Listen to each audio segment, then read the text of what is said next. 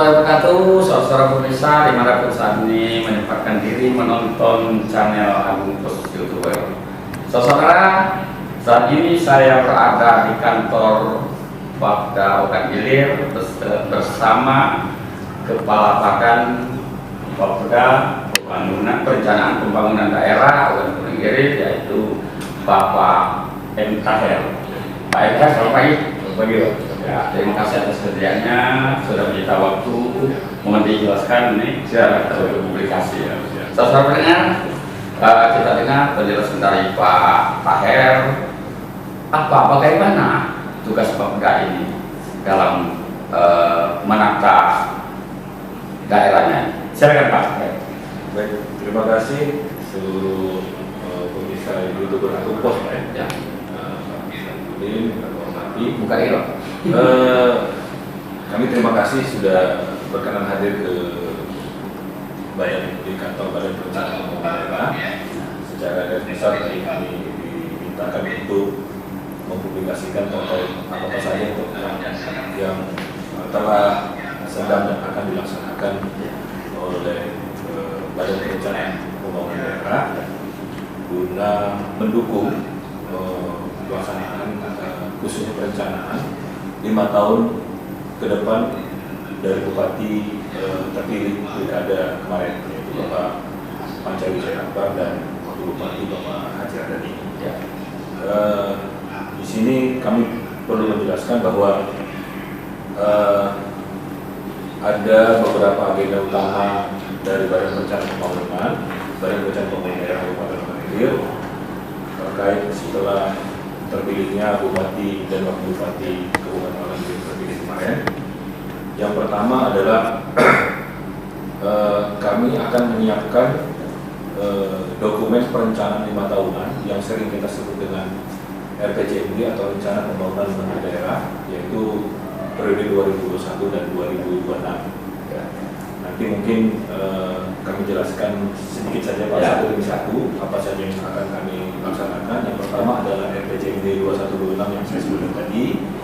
Kemudian kami juga sedang menyusun RKPD tahun 2022 dan saat ini juga sedang RKPD tahun 2022 untuk APBD 2022.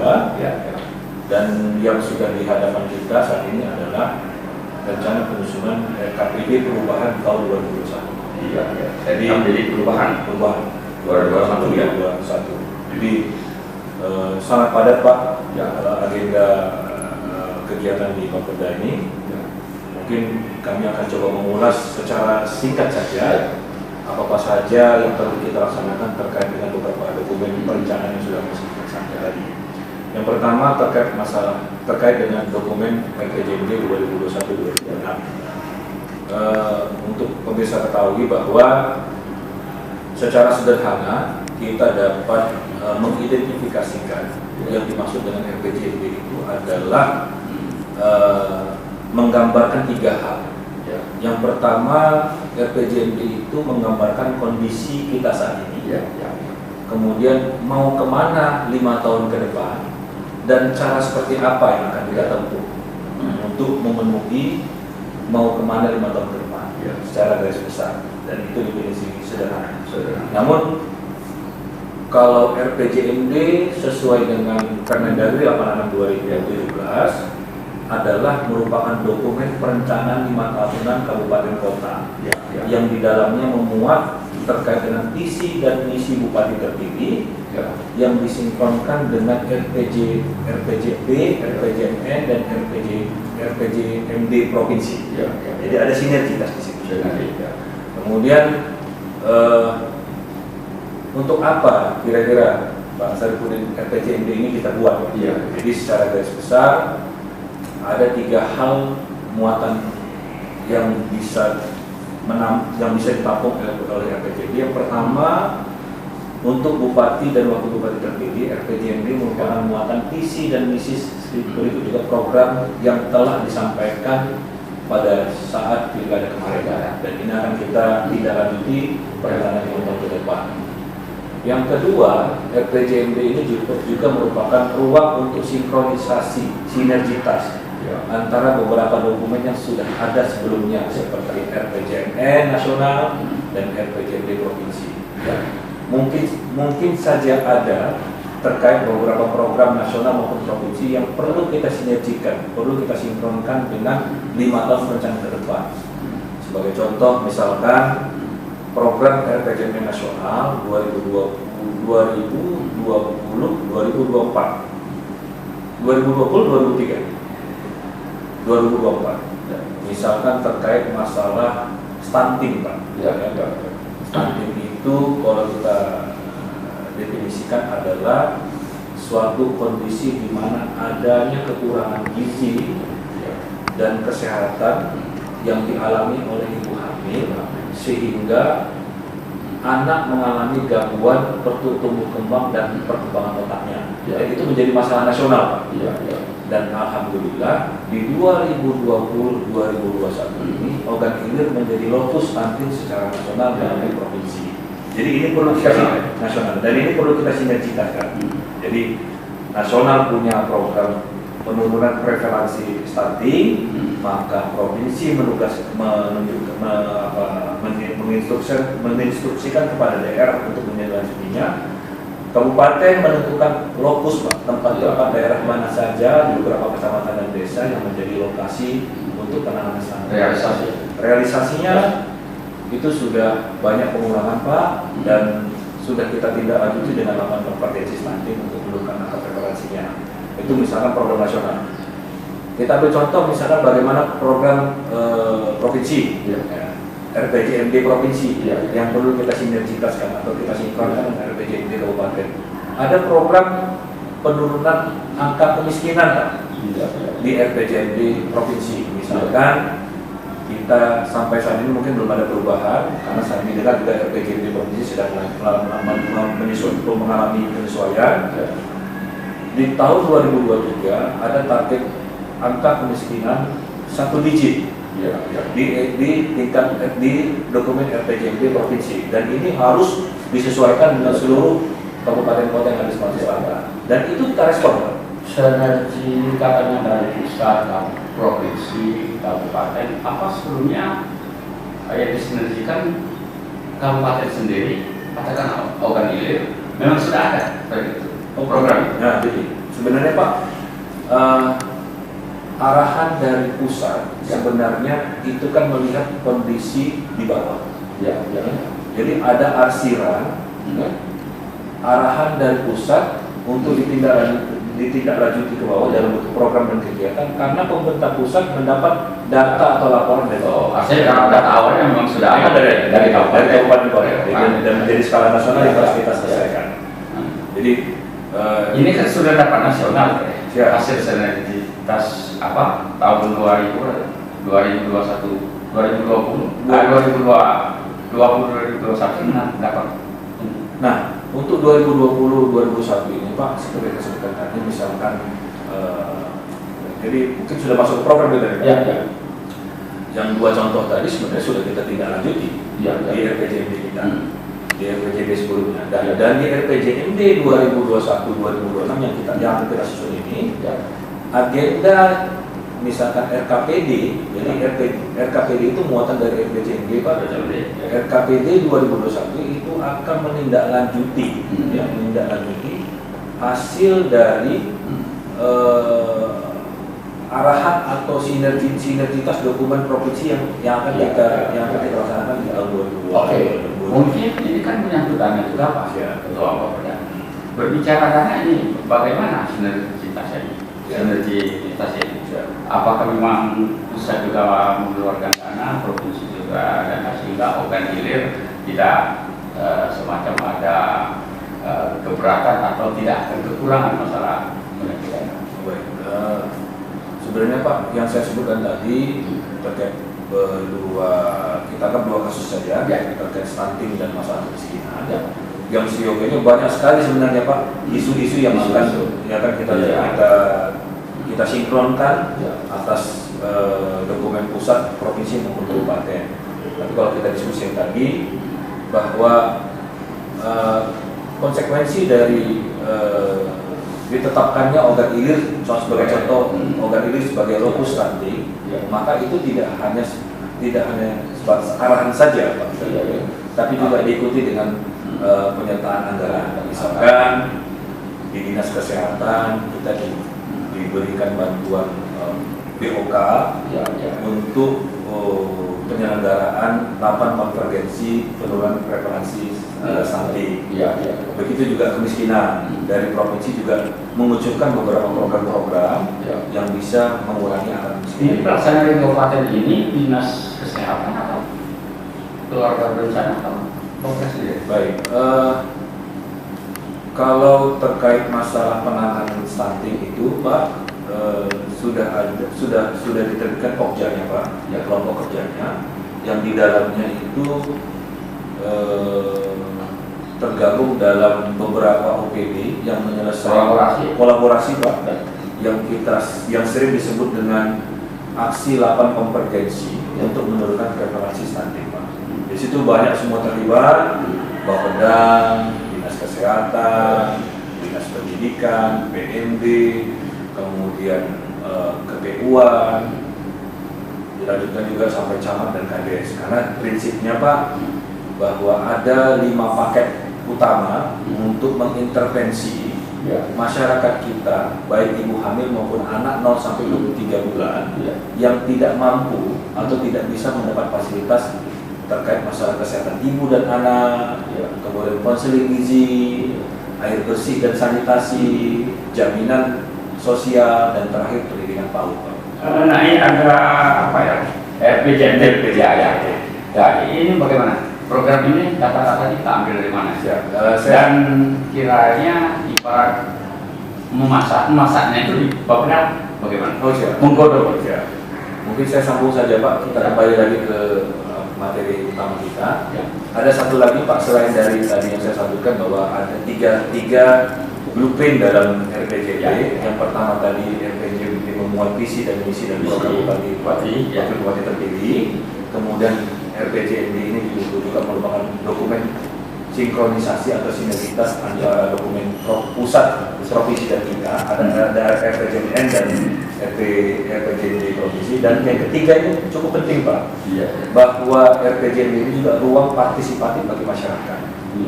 Di situ ada konsultasi publik dan musrenbang RPJMD.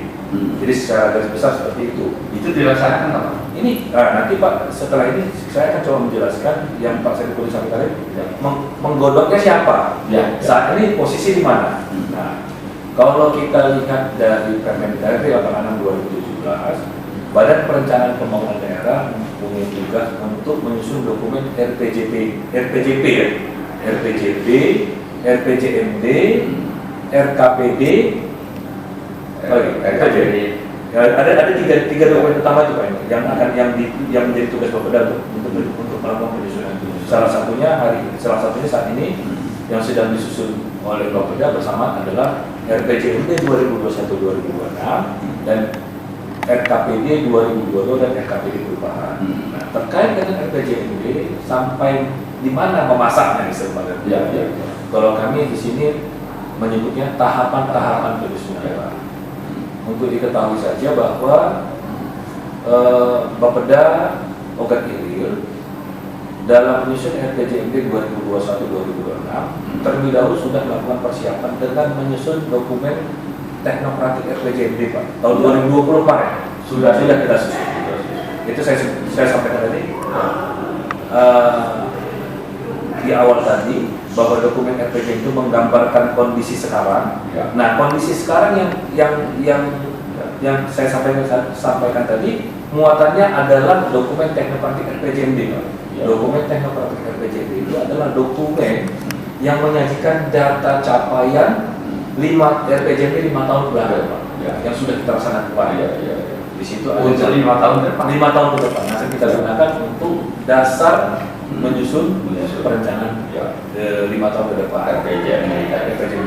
Hari ini, Pak, tahapan penyusunan RPJMD sudah memasuki tahapan fasilitasi provinsi. Nah, setelah disusun dokumen teknokratik, kita melakukan persiapan, kemudian kita melakukan tahapan konsultasi publik RPJMD, kemudian kemarin kita baru selesai melaksanakan sidang paripurna dengan anggota DPRD terkait dengan nota kesepakatan pembahasan penyusunan RPJMD. Setelah itu Pak, kami melakukan fasilitasi provinsi. Sekarang kami sedang melakukan perbaikan dari saran masukan dari fasilitasi tersebut. Kemudian ini kita sedang memasuki tahapan arahan dari Pak Bupati meminta kepada seluruh OPD untuk menyusun renstra. Setelah renstra ini tersusun, maka kita akan melaksanakan musrenbang RPJMD 2021-2026. Selanjutnya akan dibahas pada raperda RPJMD dengan DPRD. Insya Allah Pak, mudah-mudahan sesuai ketentuan bahwa dokumen RPJMD maksimal disusun 6 bulan setelah Bupati Wakil Bupati dilantik. Artinya karena Februari kita pelantikan Bupati Wakil Bupati, Insya Allah di Agustus nanti pada peraturan daerah RPJMD 2021-2026 Insya Allah sudah kita selesai. Berbicara renstra, artinya di situ ada renstra rilis Pak? Ya, betul.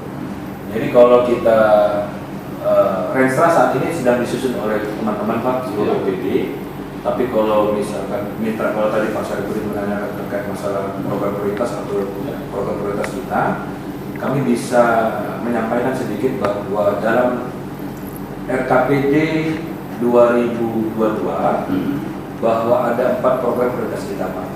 Bidang apa tuh? Yang pertama itu peningkatan kualitas kesehatan dan pendidikan. Yang kedua penguatan ekonomi melalui agribisnis, kemudian perdagangan dan industri pengolahan. Kemudian yang ketiga adalah penguatan infrastruktur dasar Pak, dan yang bencana. Penataan bencanaan Pak. Yang keempat adalah tata kelola pemerintahan. Itu secara garis besar. Yang akan dari 3 poin, 4 poin. Tata kelola pemerintahan terakhir. Iya. Oh, tata kelola pemerintahan. Iya. Berbicara masalah di sini ada apa ya Pak tadi? Ada kesehatan pendidikan. Artinya program pendidikan itu sudah terkondisi di renstra ini. Ya. Jadi terkait dengan prioritas pertama peningkatan kualitas kesehatan dan pendidikan Pak, ada beberapa target-target yang akan kita selesaikan Pak. Masalah pendidikan masuk ke kesehatan, apakah kita masih juga merujuk dari program nasional? Pasti jelas. Itu jelas sekali. Artinya ada sekarang dihebohkan, memang bukan karena waktu saya cerita, ada di ranah pendidikan yang tidak sinkron antara nasional dengan di daerah, di pusat daerah. Itu mungkin bagaimana ya? Gambaran saja.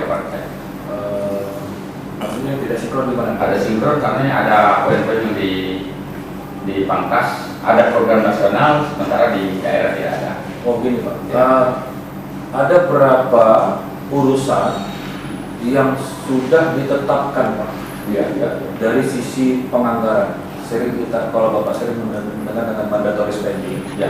jadi ada beberapa urusan yang sudah diarahkan sesuai dengan peraturan, persentase alokasi anggaran APBD untuk urusan-urusan tadi, seperti pendidikan, kesehatan, infrastruktur, pengawasan, bahkan satu lagi ada khusus untuk alokasi dana desa. Artinya dia sinkron ya? Sinkron pasti sih, tidak mungkin tidak sinkron. Karena kita juga akan dievaluasi oleh Iya, dari 4 poin ini tadi dia tetap sinkron. pasti sinkron, insya Allah sinkron.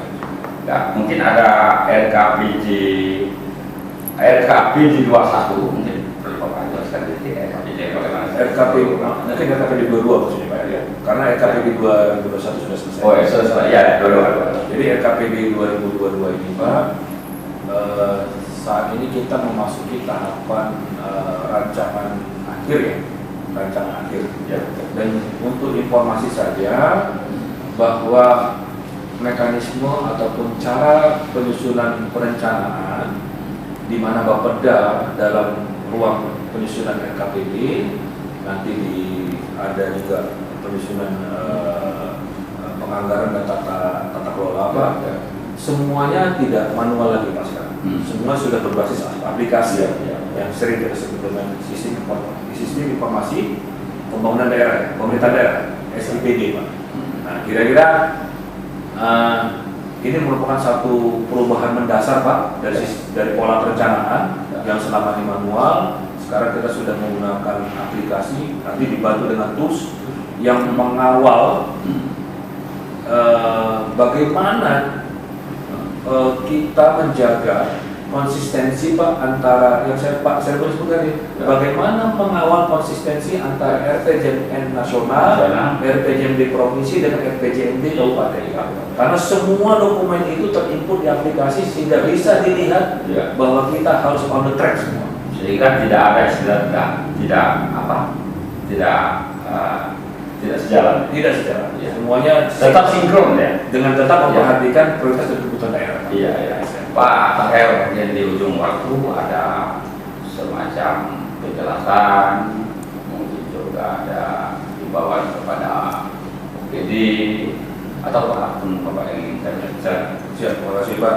Kesempatan yang baik ini kami dari Badan Perencanaan Pembangunan Daerah ingin mencoba memberikan dokumen terbaik untuk perencanaan, dokumen terbaik untuk acuan perencanaan kita baik setiap tahun dan 5 tahun ke depan.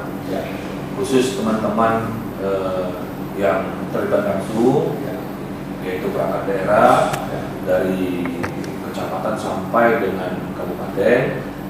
Mari kita manfaatkan momen ini Pak. Kita manfaatkan momen ini. Yang pertama RPJMD sedang kita susun. Ini perlu pengkayaan. Kami sudah meng-hire tenaga ahli. Kami sudah berharap semoga visi dan misi Bapak Bupati Pancawijaya Akbar dan Wakil Bupati Bapak Adani bisa kita berjalan dengan baik dan sesuai dengan target dan capaian yang telah beliau janjikan kepada masyarakat. Itu saja. Oke, saudara besar, terima kasih Pak Taher. Sudah banyak kita mendengar penjelasan dari Kepala Bapeda Kabupaten Ogan Ilir, yaitu Pak Taher Rito. Mudah-mudahan ini bermanfaat bagi pemirsa dan kita semua. Lebih kurang kami mohon maaf. Kepada Allah saya menampung. Saya Rino. Wassalamualaikum warahmatullahi wabarakatuh.